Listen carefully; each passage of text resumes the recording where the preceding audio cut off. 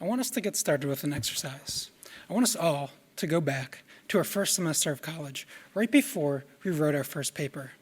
Now, assuming you guys are all the rigorous, hardworking students that I'm sure you all are, most likely you're feeling like a 10, right?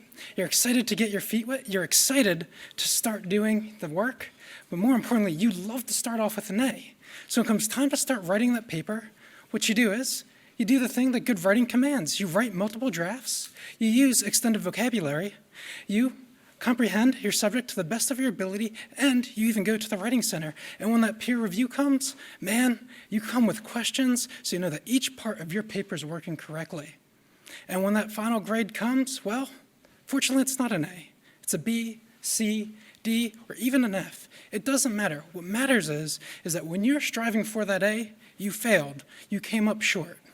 And when that second paper starts coming, chances are you're going to be a little bit less invigorated to do that same work. This is where my research begins, understanding how negative experiences with English impacts a student's perception on their writing and on their language. Now, going through the research, what I've uncovered so far is that our students, when they enter the university, are some of the most vulnerable they'll ever be, meaning that they're outsiders, and the only possible way they can join the university, they can get to where we all are, is by filling in parts of their incomplete academic language. Now, how do we do that? Well, very simple, trial and error, right? Just like our writing process commands. We write, we revise, we fail, we try again. And for most students, this works excellently.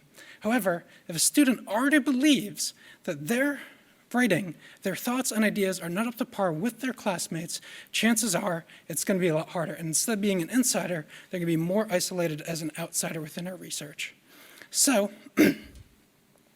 what the best way to do and the best way to get these students is the second part of my research, and that is designing models of empathy. Ways that we can get these students back into the fold. And what do these look like? Well, they look like a whole lot of things. Sometimes it's a hard conversation with a student about grammar. Sometimes it's just showing them how to properly use a comma.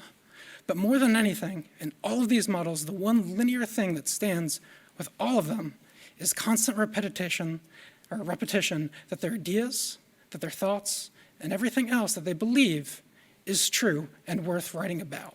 That's the only way we can make these students who feel isolated, who feel that they're not up to par at university, continue on. Thank you.